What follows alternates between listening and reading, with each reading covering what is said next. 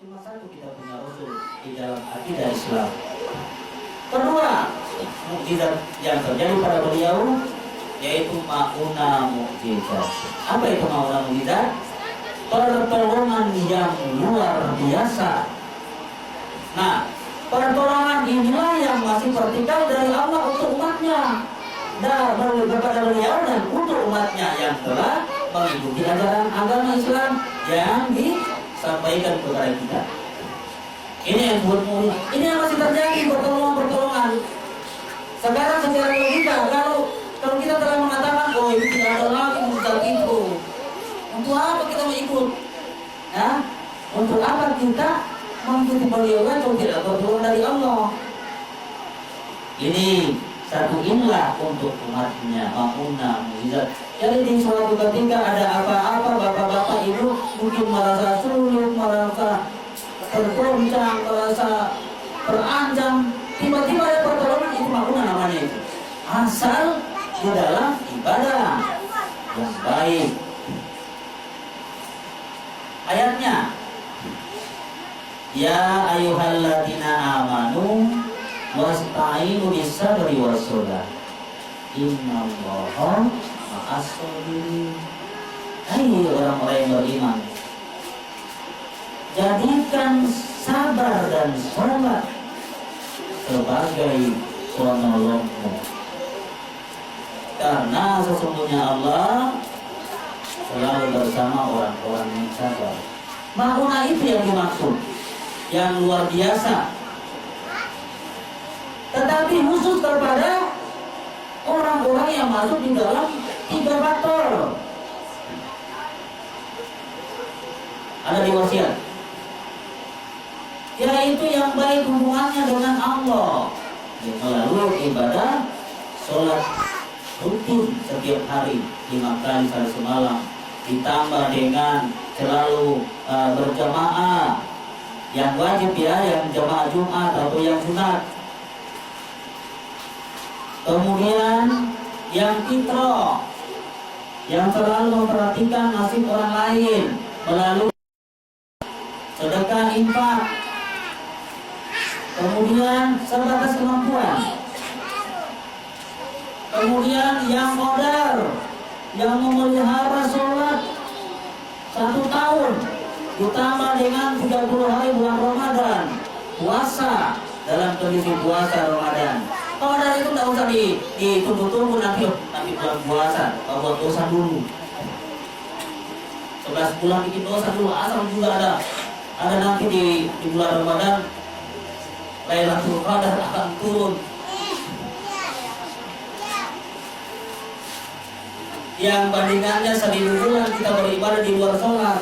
Bukan, tidak mau terjadi itu kalau kita tidak bisa memelihara satu tahun sesudah bulan Ramadan sampai ketemu bulan Ramadan Lailatul Qadar. Itu hikmah sholat bagi yang membarik, bagi yang sendiri melakukan dengan ikhlas, ihsan.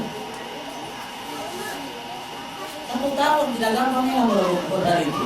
Nggak usah dimimpi, nggak usah kalau sudah mulai tanggal ganjil dalam Ramadan, air kata dia bilang, mulai dari tanggal 17 Ramadan, dia tidak mau tidur tuh.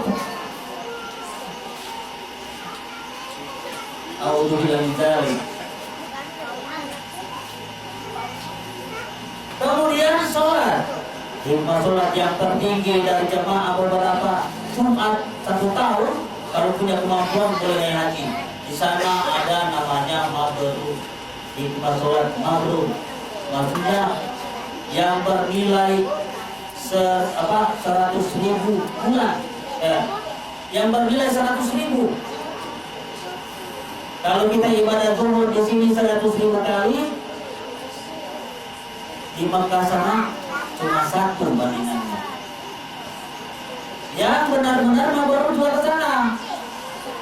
Ini berapa puluh tahun kita berbuat kejahatan, tidak normal jalan kehidupan kita ini. Mabrur belum berjumlah itu. Tapi Allah telah memberikan kesempatan 1 hari saja. 1 hari saja untuk persiapan mati. Mulai dari sekarang, mudah-mudahan rezeki kita hati, kita rebut itu yang namanya mabrur.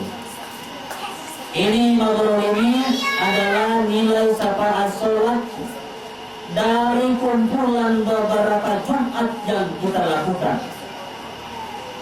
Hasil jamaah mabrur ditambah lagi dengan qadar hasil dari kemampuan kita memelihara ibadah sholat setiap hari dengan tidak sengaja meninggalkan. Kalau sempat sengaja tidak apa-apa, tidak terhitung di dalam jeleknya sholat, bukan. Maksudnya ini yang disengaja meninggalkan. Kalau tidak sengaja tidak apa-apa, tidak terhitung itu. Yang disengaja ini yang dimaksud. Inilah nilai ibadah sholat. Kalau cuma cerita ini, kemudian bangunan ini ya mujizat, pertolongan. Yang ketiga, ilham mujizat. Apa itu ilham mujizat? Adalah bimbingan hidayah dari Allah secara langsung kepada umatnya. Umat siapa? Umat Muhammad, hamba Allah. Ilham ini adalah sesuatu yang dihujankan Allah dalam diri manusia berupa ilmu pengetahuan yang sebelumnya tidak dipelajari. Kalau terjadi,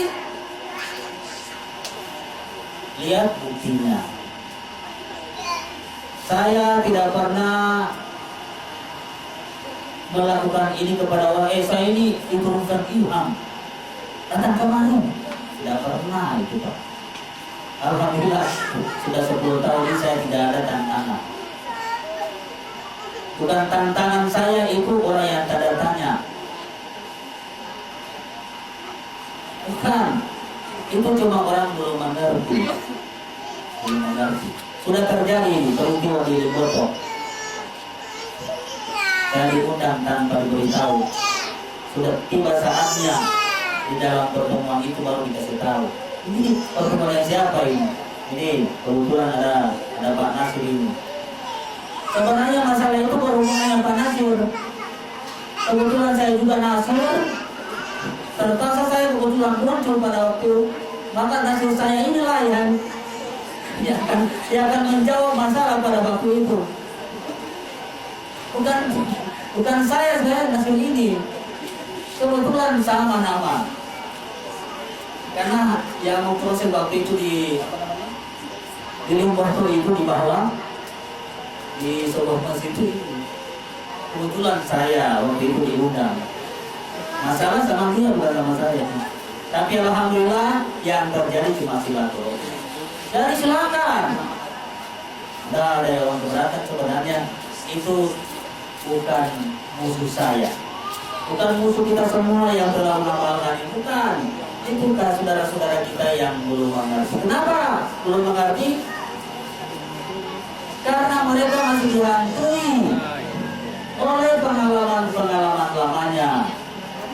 Karena dia ada di perguruan, belajar ini, belajar itu. Ada lagi yang begini. Bapak Ibu saudara-saudara kaum muslimin yang berbahagia, kalau di dalam sebuah pelajaran belajar ilmu, kemudian kita masih goncang dengan berita-berita munculnya sesuatu, itu berarti belum kita dapat apa yang kita inginkan. Alhamdulillah kebesaran Allah Subhanahu wa Ta'ala ini sudah 10 tahun belum terpukul dengan atau merasa goncang dengan munculnya sesuatu.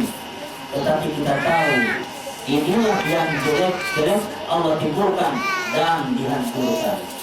Karena salah satu tujuan kebesaran Allah itu ada bapak-bapak ibu, ada menuju kepada tingkat kesucian yang tidak bisa saya buka bagaimana peristiwanya. 3 rahasia yang terkandung di dalam kebesaran Allah ini, kalau saya buka terang-terangan, apa yang terjadi? Tokoh-tokoh agama, guru-guru agama, mubalik kiai-kiai akan stres. Seperti apa stres? Mereka tidak percaya sebelum mereka dekati dan tanya secara langsung. Kalau langsung mereka memponis, berarti itu tanda-tanda orang stres. Siapa yang mereka diakui? Siapa yang mereka tidak percaya? Adalah Allah Subhanahu wa ta'ala. Jadi saya mohon kepada Bapak Ibu kaum muslimin dan muslimat yang berbahagia, kalau ada sesuatu ingat saja Allah, ya. Ada yang terjadi, coba telusurilah. Tidak perlu dikata apa-apa begitu, apalagi itu terjadi di lingkungan agama Islam. Kalau sampai di situ ternyata ajaran itu cuma menghilangkan ibadah sholat, jangan diikuti, tapi jangan marah mereka, jangan benci mereka, jangan musuhi mereka. Itu saudara kita. Saya tidak pernah musuhi. Alhamdulillah orang-orang dari itu dia sudah mati. Seandainya panjang waktu bapak-bapak, saya mau suruh bicara ini anggota saya yang berpengalaman dari luar sana sampai menemukan ini.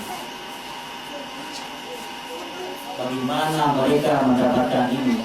Kalau ada muncul barangkali sekarang ini pikiran yang mengatakan mereka itu, saya dengar itu katanya ilmu ini, mereka itu sudah mengamalkan ilmu sesat. Saya dengar itu. Saya bilang, sampai ke telinga saya, kebetulan dari anggota yang menyampaikan, biarkan mereka bingung. Cuma itu jawabannya. Jangan berikan kepada orang yang tidak yakin dan ikhlas. Biarkan mereka bingung. Dengan kebingungan dia akan telusuri, dia cari, dia dekati. Cuma kadang-kadang cara orang untuk mendekati ini, untuk mengetahui ini macam-macam. Dengan jiwa yang benci, marah, senyum saja tidak. Sudah pernah terjadi. Tapi begitu dia tahu, justru dia menangis dan minta maaf. Dari ilham ini adalah yang pernah terjadi pada beliau, juga masih vertikal untuk umatnya. Hindari dari Allah secara langsung. Ini ilham ini menyelamatkan orang-orang yang tidak sempat mengecam pendidikan yang dibentuk oleh manusia.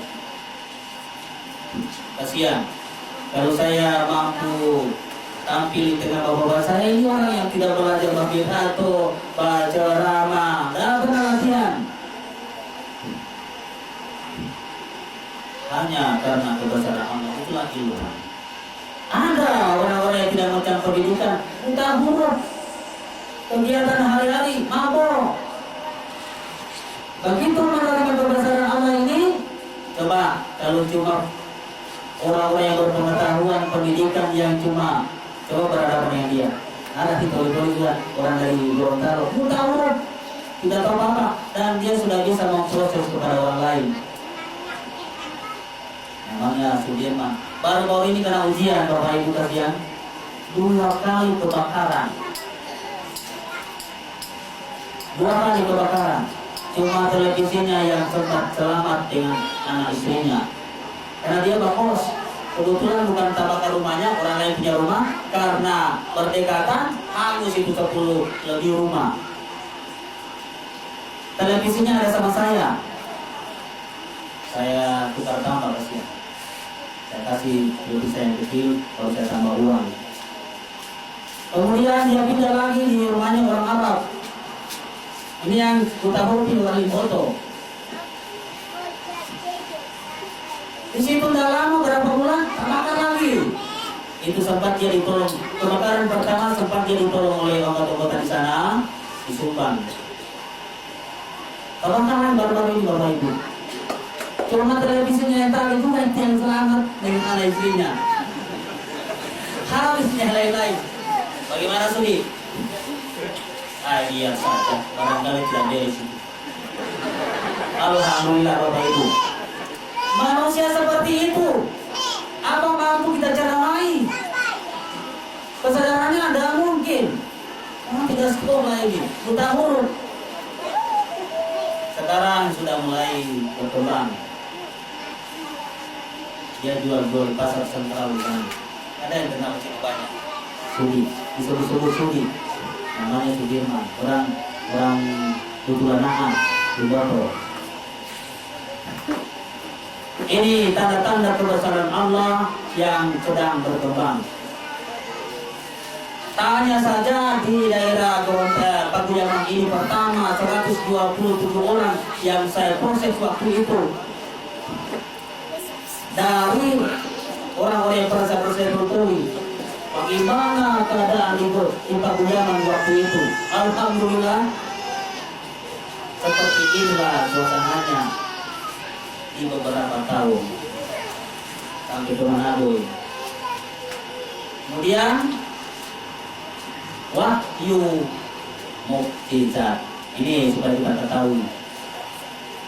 Yang keempat ini wahyu mukjizat. Setelah hilang, Allah menurunkan hukum kepada seorang manusia yang telah dibina oleh Allah melalui ilham. Dia tidak sekolah, tidak tahu baca beliau, tidak berguru dan tidak ada gurunya. Diangkat dia seorang nabi, yaitu gurunya ayat pertama, berarti dia adalah seorang nabi. Tiba-tiba manusia tadi menjadi pintar karena ilham tadi. Setelah dia dibina oleh Allah, turun hukum, yaitu yang diawali dengan Iqra bismi rabbikal ladzi khalaq dan disudahi dengan al-yauma akmaltu lakum alaikum nikmati wa atmamtu alaikum nikmati fardu di Islam lakum dinakum. Itu ayat yang terakhir. Wahyu mukjizat inilah yang tidak akan terjadi lagi secara vertikal kepada umatnya, tetapi ada dia. Jadi inilah yang dipermasalahkan orang. Mereka pikir mukjizat itu cuma Al-Quran itu. Al-Quran ini benar. Apa yang dipertanyakan orang di Radio Sanata itu sebenarnya itu. Ya memang betul tidak akan terjadi lagi kepada umat yang namanya wahyu, yaitu Al-Quran. Tetapi ada tiga yang masih terjadi untuk umatnya. Al-Quran memang tidak terjadi lagi, tapi ada dia. Ada, itulah yang menjadi pedoman kita di dalam menjalani hidup ini sampai liang kubur. Sesudah liang kubur tidak usah dicari tahu itu sudah hak Allah semata-mata, tidak ada urusan dari kita. Cuma yang diwajibkan masih antara kepada orang hidup terhadap yang mati, itu saja yang kita bisa lakukan. Sesudah itu tidak usah dipikir-pikir, bikin gila. Itu saja itu susah kita cari tahu, mau cari tahu yang di luar sana. Ini yang kebenaran kita. Kenapa? Karena dibohong-bohongi oleh cerita-cerita dongeng yang disusun oleh manusia melalui buku-buku. Kenapa? Supaya buku mereka laku. Kaya mereka, kita korbannya. Stres, tidak bisa lagi bangun. Gara-gara menghayalkan situasi di dalam kubur. Di dalam sholat al-Jum'ah dikatakan faiza qudiyatis sholat fantasiru fil ard wabtagu min fadlillah waskurullaha kasiro la'allakum tuflihun. Ayat ini adalah memerintahkan kepada kita supaya mempersiapkan diri satu hari untuk menghadapi maut hari esok. Apa maksudnya? Faiza qudiyatis shalah, apabila telah kamu dirikan sholat, kata Allah, supaya kamu selamat. Jadi sholat itu fungsi utama untuk keselamatan. Tidak selamat bagi orang yang tidak sholat. Dan jangan cari selamat kecuali di dalam sholat. Sesudah sholat, fantasiru bil ardh. Jangan diam-diam, jangan menunggu-nunggu emas turun dari langit. Tapi fantasiru, bertobat di muka bumi. Supaya apa? Supaya mendapatkan pengalaman hidup. Ini persiapan Yesus. Yang ketiga, waktu tanggung minta cari rezekimu. Kenapa perlu cari? Supaya kita punya ketahanan hidup. Ada di dalam kehidupan kita ini yang tidak boleh ditunda, harus, yaitu busuk lapar dan haus dahaga. Anak-anak itu kalau kita tidak siapkan itu, dia tidak mau tahu kita itu ada atau tidak ada, pokoknya ada terus. Untuk itulah wabataku bimbang. Cari rezeki supaya kau punya kebutuhan, punya ketahanan hidup. Yang keempat, yang perlu kita persiapkan satu hari, waskurullaha katsiran. Tapi ingat Allah banyak-banyak. Apa? Bukan mengingat Allah ini bukan ya Allah ya Allah ya Allah. Setiap pulang ya Allah pakai tangan ya Allah. Setiap nilai-nilai normal yang kita usahakan di dalam pikiran kita dan niatnya kita singkirkan, itulah orang yang mengingat Allah. Ditambah tadi dengan mengingat Allah, fungsinya kan untuk ketenangan jiwa. Ada banyak sudah yang hafal ayatnya itu. Mengingat Allah itu akan tenang jiwa kita. Jahat dan pikiran-pikiran yang selalu untuk mencelakakan orang lain. Pengendalian diri itu orang yang mengingat Allah. Kemudian yang terakhir, mukjizat Allah. Tidak sampai ayat tadi ya. La'allakum tuflihun. Jadi selamat jiwa, pengalaman hidup, ketahanan hidup, ketenangan jiwa, ini hasil kita satu hari. Silakan Allah menjemput kita besok. Mati. Baru la'allakum tuflihun, supaya kamu beruntung. Sudah jelas ayat Allah ini jangan dibantah. Belum terjadi pasti akan terjadi. Kalau pasti terjadi, kenapa kita tidak lakukan ini? Empat ini sebagai orang yang beruntung kata Allah apabila empat ini kita lakukan satu hari. Siap mati besok, bukan cari mati, bukan berani mati, bukan takut mati, bukan tidak tahu mati. Ingat, mati ini ada 5. Cari mati. Kalau ada yang mati karena dia bikin masalah di dalam lingkungan kehidupan manusia, cari mati dia itu. Apa berani mati? Orang yang tidak bikin masalah tetapi dia dipermasalahkan oleh orang lain, artinya mudah tersinggung. Akhirnya angkat kita sama-sama, pakai sama-sama cari mati dan berani mati beberapa. Takut mati. Orang yang tidak dalam matinya karena digoncang oleh keadaan bencana alam. Begitu gempa bumi, ya mungkin. Tapi ada juga yang karena jantungan dia mati karena takut akan gempa bumi. Tapi ada yang baru berita sudah takut dia. Jaga memang itu punya ilmu ada. Ini kondisi alam, kita harus akui, harus terdari. Kita cuma siap mati, bukan mau bertahankan mati, bukan takut mati. Hanya itu persiapkan tadi 4 macam itu. apapun yang terjadi. Mati ini penyebabnya 1001 macam yang kita tunggu. Takut mati, tidak tahu mati. Orang yang bangun tidur makan sampai tidur makan terus. Pokoknya tidak ada persoalan dia yang lain kecuali hanya untuk makan. Lebih rendah dia daripada hewan. Ulaika hum syarrul bariyah. Yang sebenarnya kita ini ulaika hum khairul bariyah. Mereka itu semulia-mulia makhluk. Bukan sekedar amal ulaika hum syarrul bariyah. Nah, ini yang tadi rendah di bawah hewan itu. Yang kelima, mudah-mudahan ya, bukan insya Allah lagi nih, sudah pasti itu siap mati. Kalau insya Allah kita masih ragu. Mudah-mudahan kita termasuk di dalam orang yang siap mati. Mana siap mati? Syarat-syaratnya siap mati tadi 4 itu yang dari melalui ayat, tetapi melalui periode Rasulullah ada 7, yaitu 1, hidup zuhud, artinya orang yang senantiasa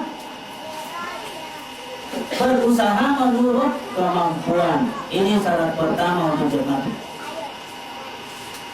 Menurut kemampuan kita berusaha, jangan sampai mencuri, korupsi apa semua. Ini orang yang tidak berusaha berkemampuan ini. Yang kedua, kalau itu hasilnya menurut kemampuan, syukuri. Kita syukuri itu kepada Allah. Rasa syukur hari ini kita buktikan kepada apa? Yang ketiga, hidup taat. Apa itu hidup taat? Senantiasa menjalankan perintah Allah dan menghindari apa yang dilarang.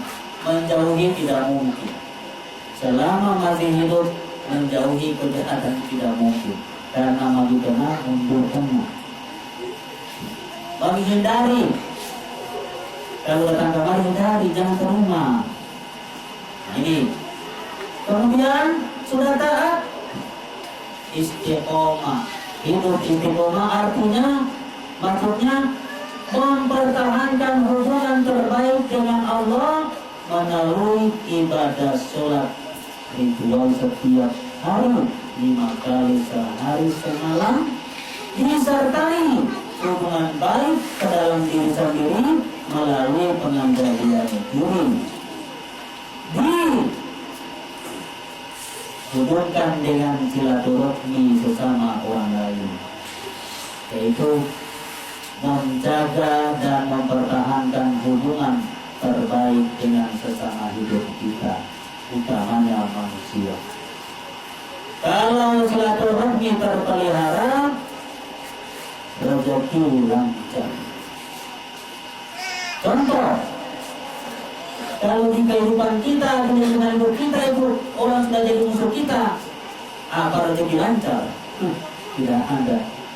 Kalau kita kebakaran, dia bilang kasih biar supaya dia hilang ke sana. Ini gara-gara silaturahmi sudah tidak ada. Hidup ikhlas itu artinya mahabbah.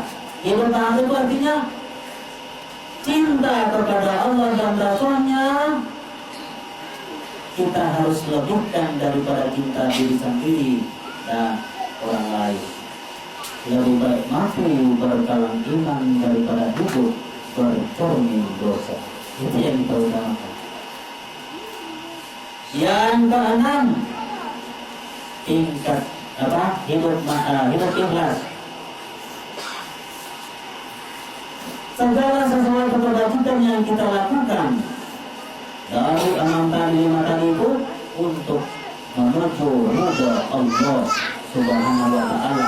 Kalau kita menuju kepada ridha Allah, hikmahnya tentunya pahala dan surga. Jangan menuju mencari berbuat sesuatu kebajikan karena pahala dan surganya, justru kita jadi jauh. Itu janji Allah kepada yang betul-betul ridha kepadanya dari 6 tadi itu. Memang keterangan itu janji Allah untuk orang-orang yang benar-benar ridho melakukan kehidupan ini dengan ibadah. Yang keenam yaitu ubudiyah, hidup ubudiyah, yaitu senantiasa menyerahkan diri kepada Allah apapun yang terjadi. Serahkan kepada Allah. Hidup kita, mati kita, urusan Allah, bukan urusan siapa-siapa. Kita hanya menunggu apa yang terjadi. Inilah 7 periode Rasulullah. Kemudian satu lagi ya. Mukjizat yang kelima, karoma mukjizat. Ini karoma inilah tanda-tanda kebesaran Allah Subhanahu wa taala. Jadi barangkali tanda kebesaran inilah yang sampai kepada saudara-saudara kaum muslimin yang tanpa karoma itu artinya maksudnya dakwah yang tertinggi di dunia itu yang dari Rasulullah. Rasulullah itu bukan karena jago bicara dia, tapi tanda-tanda kebesaran Allah yang terjadi pada beliau dilihat oleh manusia, disaksikan oleh manusia, sehingga manusia mau menuju kepadanya dan menyatakan Islam pada waktu itu karena karoma mukjizat itu.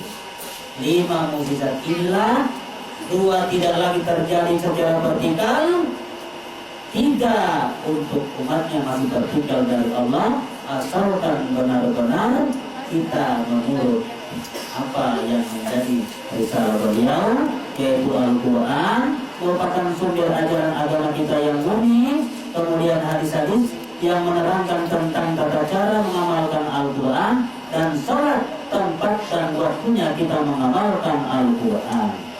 Sholat itu makna yang sebenarnya mengamalkan Al-Quran. Kemudian saya kira hanya demikianlah yang saya dapat sampaikan pada kesempatan ini. Mudah-mudahan kaum muslimin dan muslimat yang telah menerima ini tidak usah goncang dengan situasi dan kondisi yang berada, yang sementara terjadi dan yang akan terjadi, tetapi selalu mencari ketenangan ke dalam diri. Di dunia sana, di luar sana tidak ada lagi ketenangan. Dunia kita sekarang ini tidak ada ketenangan di luar, kecuali ada di dalam diri kita masing-masing. Kebetulan ada juga acara khusus untuk pertemuan ini. Saya kira saya akhiri sudah penyampaian hikmah perkumpulan kita pada kesempatan ini, dan saya akhiri. Assalamualaikum warahmatullahi wabarakatuh.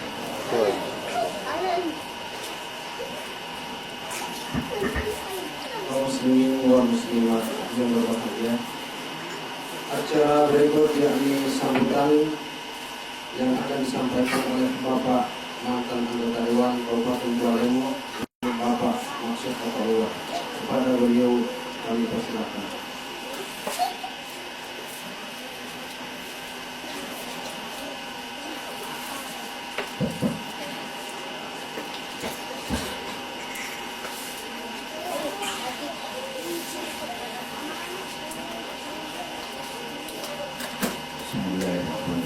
Assalamualaikum warahmatullahi wabarakatuh.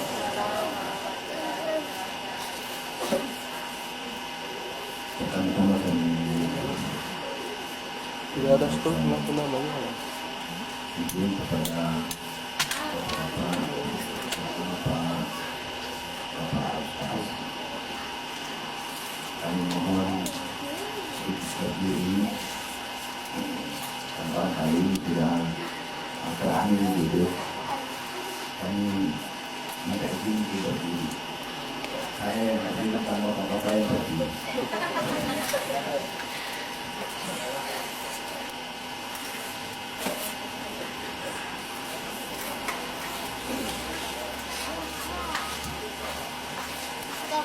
Yang kami hormati Bapak Alifas bersama rombongan, Bapak-bapak, ibu-ibu, para rumah sekalian yang hadir pada siang hari ini.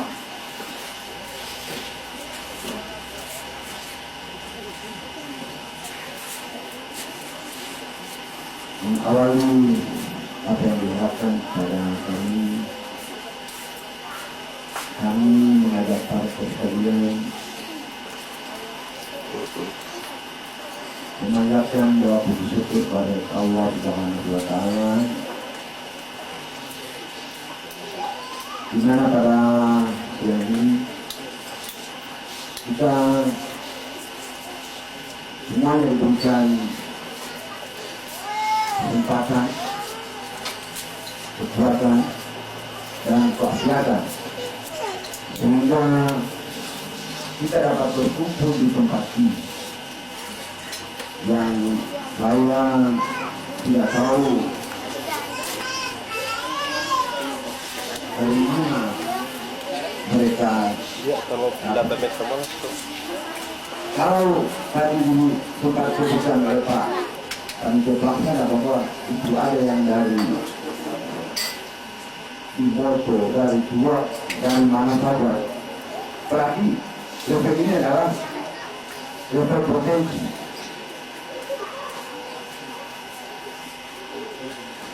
Kami sangat kecil di tempat ini karena kelihatannya bahwa yang hadir ini adalah orang-orang yang pakar-pakar yang dari seluruh kabupaten yang ada di provinsi. Sedangkan kami tidak ada apa-apa dan bukan juga apa-apa.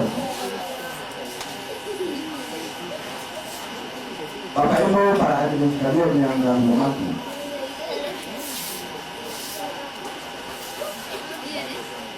pada kemarin sore kami dapat undangan. Kemudian yang masa undangan para kami itu Tuan Pemuda. Setelah dibaca undangan itu, kegiatan ini dilaksanakan Pak. Nah, logika kami bahwa ketika ini dilaksanakan pagi dan kebetulan ini hari asal, pasti tidak ada orang. Itu pikiran saya. Gitu. Tapi mungkin oleh karena ada satu tarikan yang terjadi dulu, tentang masalah pasar itu adalah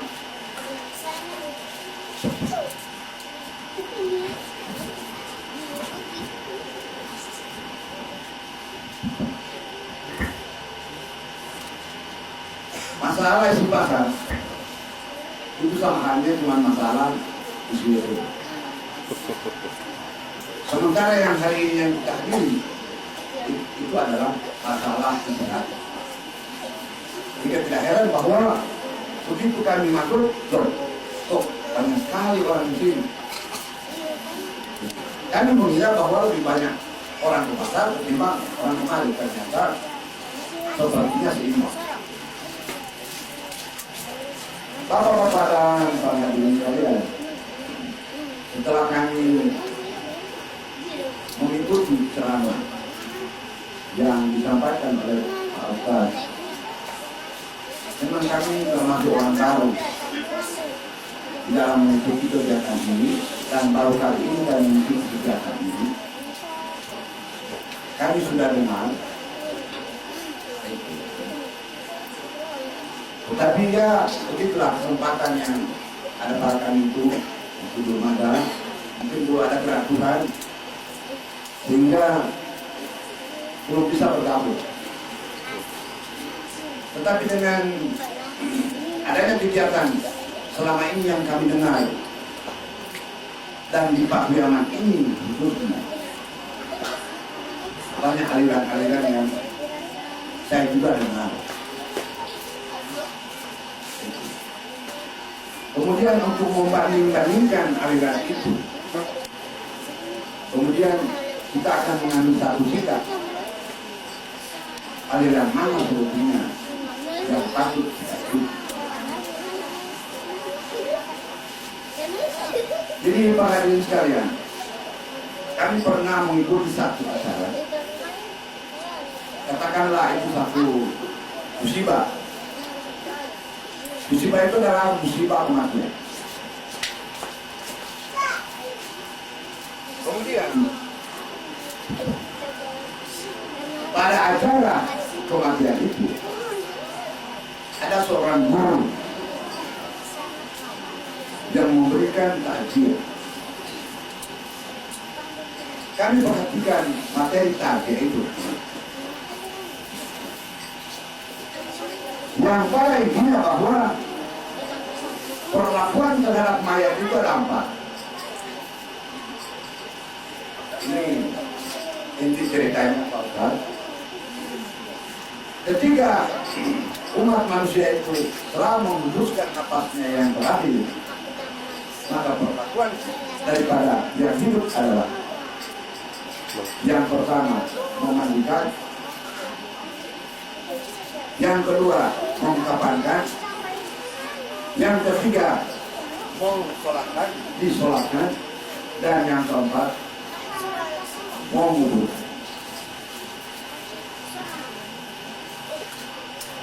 Nah, para jemaah sekalian, setelah saya ikuti pembicaraan itu, dia mau mulai jam 4. Jam 6 kurang 10 menit berhenti kajian. Jam 6 kurang 5 menit mayat keluar dari rumah, masuk ke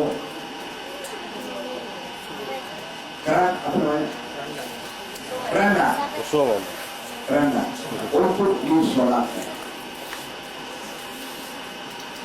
Nah, kami melihat bahwa situasi pada waktu itu kami 5 menit, jam 6 men 5 menit. Ketika mayat ini mau disolatkan, ternyata si guru tadi yang menjelaskan 4 perkara tadi tidak sholat.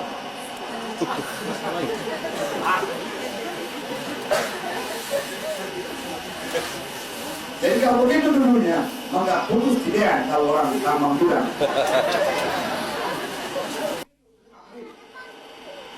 Begitu berkumandang Allahu Akbar dari masjid, mayat diangkat ke mulut. Apa yang terjadi? Saya tidak berhutang. Sudah barang tentu semua orang yang ke mulut tidak melaksanakan sholat maghrib.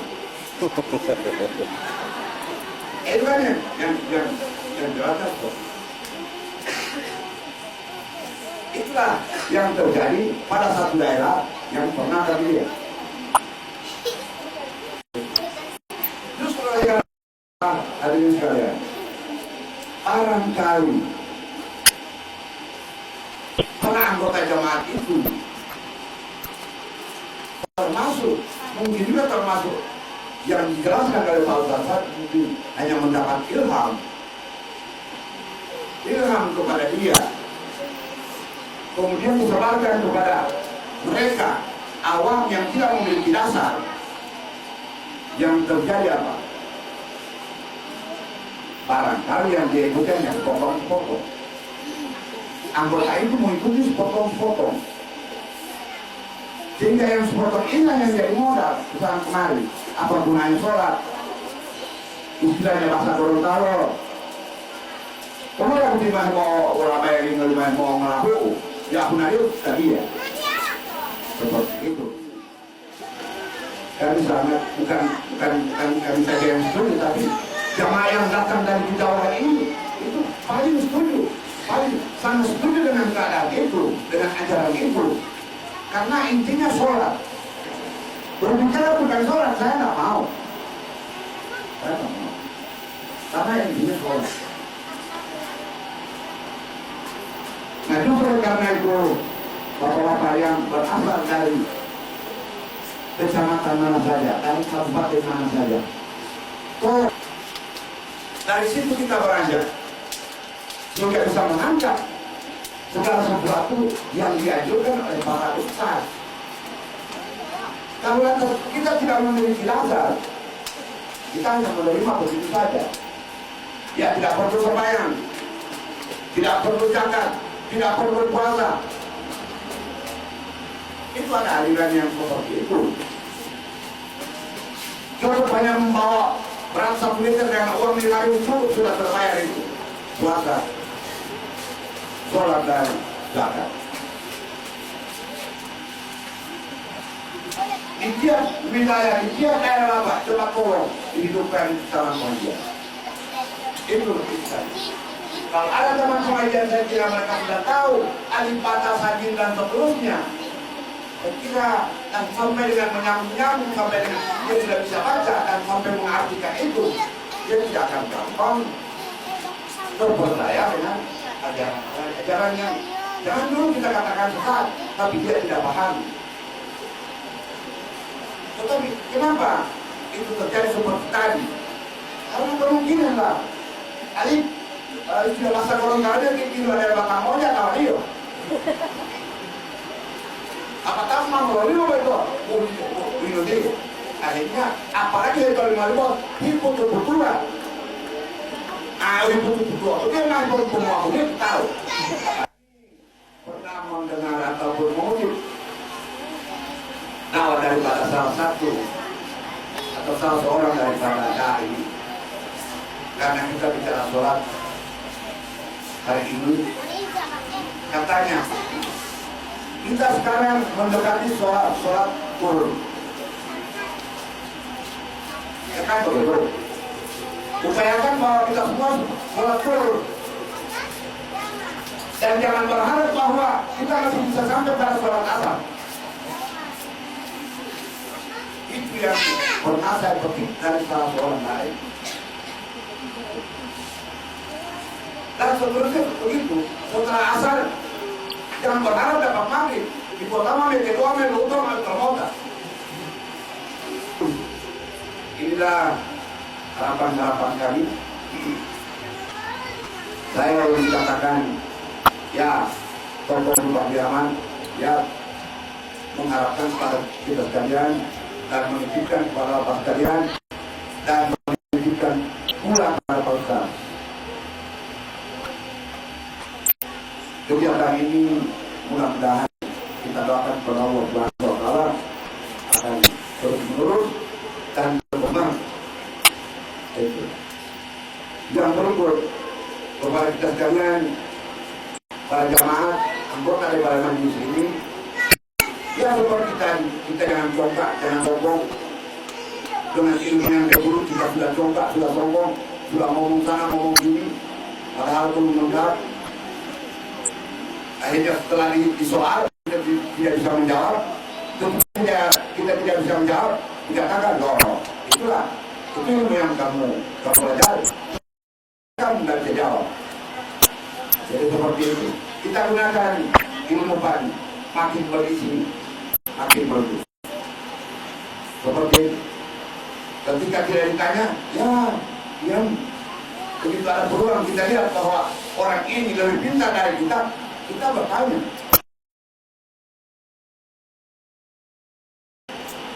Tapi lebih bodoh dari kita beritahu dia supaya akan sama dengan. Terima kasih atas kesempatan ini. Wabillahi taufiq wal hidayah. Assalamualaikum warahmatullahi wabarakatuh. Kita masuk acara tanam yakni istirahat, dan acara istirahat ini kita isi dengan penjelasan tentang koperasi. Untuk itu kami serahkan kepada pengisi akhir.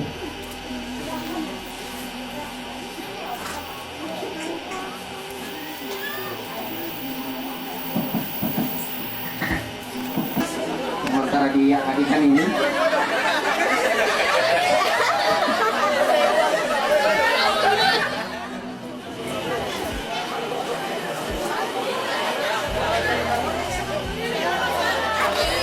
sudah. Terima kasih.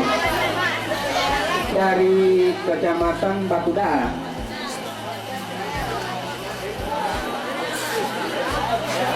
Batuda ini kalau tidak salah terbagi dua ini.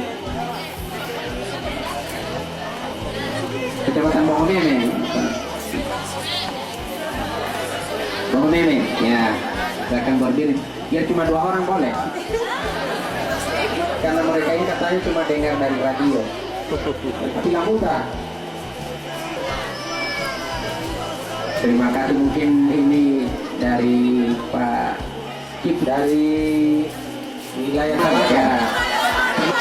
Yang kebanyakan mahasiswa. Apa? Kecamatan Papa. Terima kasih Pak. Yang dari Papa ini Bapak Amu yang sudah bergabung dengan kita beberapa bulan lalu. Ya, mari berdiri saya lebih yohu atau tidak tadi. Tidak cuma satu orang. Ya. Raja Wali, silakan berdiri. Dari laki ya, mana? Mana Pak Heri? Nah.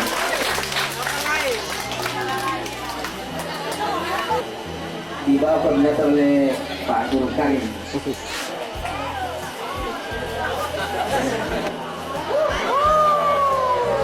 Silakan.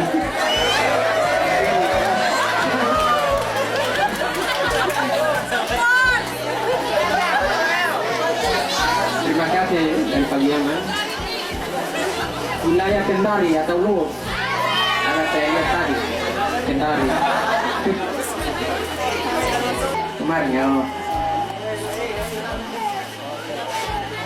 Dan kabupaten dari provinsi Sulawesi dari Toli-Toli.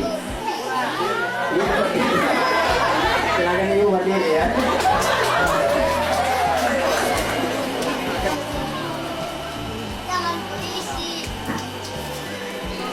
Dari sekalian dengan memohon ridho serta petunjuk dari Allah Subhanahu wa taala, acara silaturahmi anggota ketua provinsi Gorontalo pada hari ini kita tutup dengan sama-sama membacakan hamdalah. Alhamdulillahirabbil alamin. Wabillahi taufiq wal hidayah. Wassalamualaikum warahmatullahi wabarakatuh. Dengan segala doa,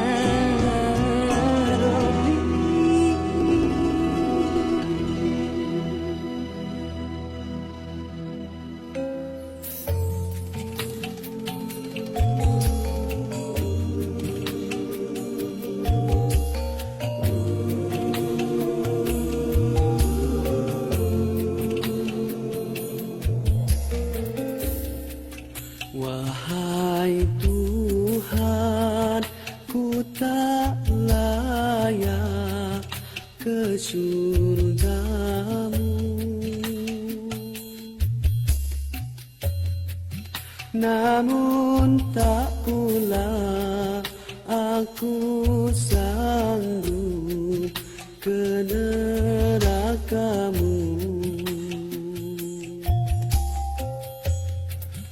Ampunkan dosaku, terimalah taubatku. Sesungguhnya Engkaulah pengampun dosa-dosa besar. Ilahilah tulil firdausi Allah, wala aqwa alam nari jahim.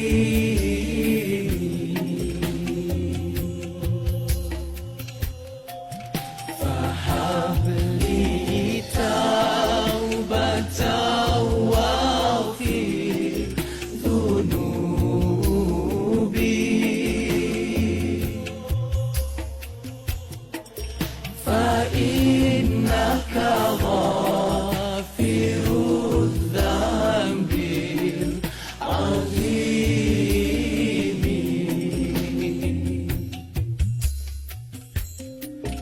Dosa-dosaku bagaikan pepasir,